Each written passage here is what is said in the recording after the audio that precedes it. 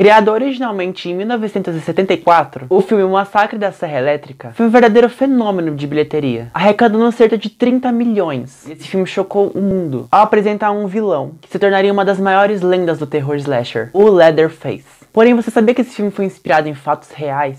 No vídeo de hoje eu vou contar pra vocês a história de Ed Gein, o serial killer que inspirou o Massacre da Serra Elétrica e alguns outros filmes de terror. Então já deixa o like, se inscreva aqui no canal e vamos pra essa história. Antes de começar, já aviso que tem conteúdos mais 18, um pouco mais pesado esse vídeo. Então se você não gosta de coisa muito pesada, assiste alguns outros vídeos mais leves aqui do canal. Mas enfim, vamos pra história. O Ed Gein nasceu no estado de Wisconsin, nos Estados Unidos. E ele foi criado em uma fazenda lá no estado de Wisconsin. A mãe do Ed, ela era super protetora com ele. E durante a infância, ela proibia ele de conversar com outras mulheres. Mulher boa é mulher morta, ela dizia pra ele. O pai do Ed, ele era um alcoólatra e também é desempregado. E o Ed temia se tornar alguém igual ao pai dele. Ir pra escola era uma tortura pra ele, porque ele sofria bullying todos os dias. Porque ele era uma criança tímida e quieta, e diziam que ele parecia com uma menina. Bom, aí quando sua mãe e seu irmão morreram, o Ed ele se isolou na fazenda que ele cresceu, e ele tinha o hábito de limpar os cômodos que a mãe dele ficava. Ele costumava limpar esses quartos em que a mãe dele ficava. Mas ele não tinha essa mesma higiene, esse mesmo cuidado com os outros cômodos da casa, era só com os quartos que a mãe ficava e tal. Com o passar do tempo, o Ed foi adquirindo alguns hábitos estranhos. Ele passou a ler compulsoriamente relatos de experiências feitas por médicos nazistas em judeus. E também livros sobre anatomia feminina. Mas o principal hobby e mais bizarro era: ele gostava de ler a seção de obituários. Dentre os mortos, ele escolhia um que fosse mais parecido com a sua mãe. E por fim, ele revirava as sepulturas e anatomizava esses corpos. Ou seja, ele roubava corpos dos cemitérios. E quando ele fazia essa escolha, ele chamava o amigo dele Gus pra ajudar ele a desenterrar esses corpos. Ele fazia isso, ele furtava e roubava os corpos com o pretexto de realizar experimentos científicos. Era isso que ele falava pro amigo dele. E o amigo dele ajudava sem nem desconfiar de nada. Aí na casa dele, ele anatomizava esses corpos e também guardava algumas partes. E além de tirar partes, ele também passou a tirar a pele desses corpos e fazer roupas. Com essa roupa que ele fazia de pele humana, ele vestia em um manequim e em noites especiais, ele vestia essa roupa e fazia um ritual bizarro com cantorias e danças ao redor da casa. Ele também tinha um fascínio bizarro por partes íntimas femininas. E ele costumava tirar essas partes das mulheres, dos corpos, e colocar em calças do sexo oposto. Ele dizia que quando ele vestia, ele se sentia uma mulher. Ele dizia que também sonhava em ter condições financeiras para realizar um procedimento cirúrgico para trocar de sexo também. O Ed, ele passou a ser conhecido pela vizinhança como o estranho velho Ed. Bom, depois de um tempo ele já fazendo isso de desenterrar os corpos, tirar a pele e todo esse rolê que eu falei, ele já não sentia tanto prazer em fazer isso, tanta vontade de continuar fazendo isso. E também não tinha como ele desenterrar os corpos sozinhos, porque o amigo dele, o Gus, foi internado em uma casa para idosos. Então ele começou a traçar outros planos na cabeça dele, começou a ter outras ideias. E agora é que vai começar a piorar a história. A primeira vítima do Ed foi uma mulher chamada Mary Hogan. Ele matou ela com um tiro em 8 de dezembro de 1954. O que ele fez assim com o corpo dela foi surreal e bizarro. Ele tirou a pele da mulher pra depois fazer o rolê de vestir e tal. Ele decepou a parte íntima dela. Ele pintou de prata e deixou dentro de uma caixa de sapatos. Depois ele separou alguns ossos e usou para decorar os móveis lá da casa dele. E por fim ele separou algumas partes do corpo para fritar.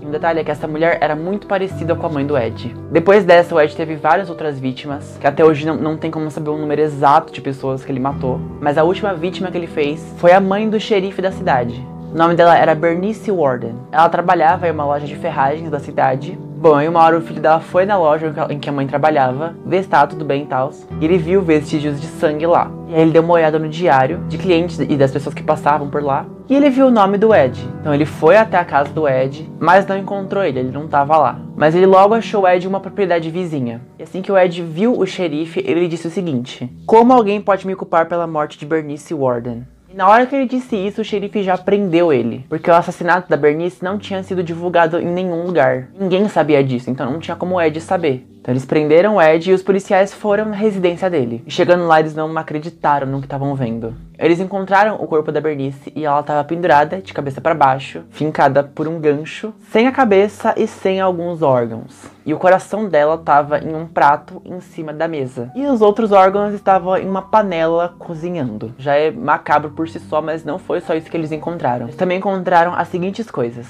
uma caixa de sapatos contendo partes íntimas, vocês já sabem de quem, pulseiras, poltronas, um terno, uma bolsa, uma bainha de faca, calças, cadeiras, camisas, abajures e sutiãs, todos feitos com pele humana.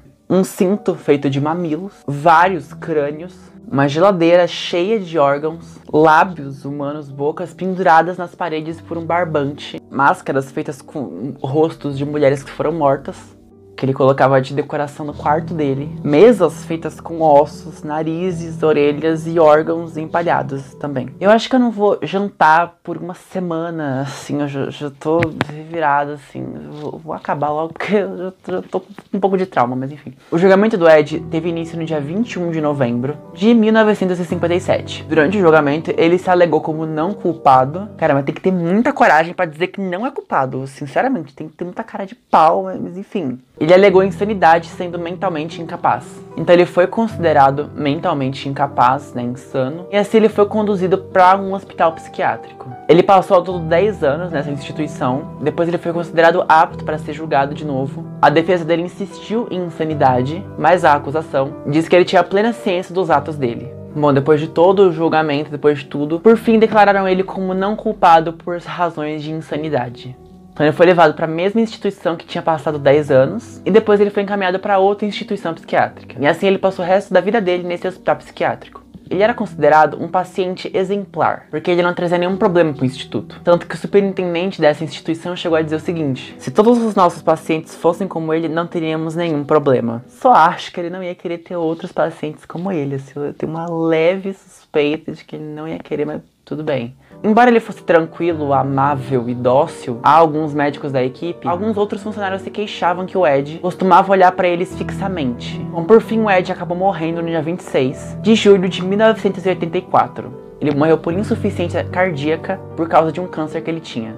E ele foi enterrado no mesmo cemitério em que a sua mãe estava, inclusive do lado dela. E apenas um pouco distante das sepulturas que ele tinha profanado, que ele tinha tirado os corpos de dentro. E por ironia, a sepultura dele, a cova dele foi profanada várias vezes durante os anos. E até a lápide do túmulo dele já foi roubada uma vez. E por fim, essa foi uma das últimas coisas que ele falou quando ele estava lá no hospital psiquiátrico. Eu gosto desse lugar, todos me tratam bem, embora alguns deles sejam um pouco loucos. Bom, gente, essa é a história. É ele que inspirou o filme Massacre da Serra Elétrica. Não só esse filme, ele também inspirou Psicose e O Silêncio dos Inocentes. Porém, a história real é muito mais assustadora e macabra que qualquer filme. Não existem palavras para descrever as coisas que esse cara fez, não existe um termo bom para descrever. Ele era insano, maluco, doente, tudo de ruim que pode imaginar. Bom, deixa aqui nos comentários a opinião de vocês sobre essa história e sobre esse cara maluco. Já deixa o like e se inscreva aqui no canal também. E vejo vocês no próximo vídeo desse canal bizarro.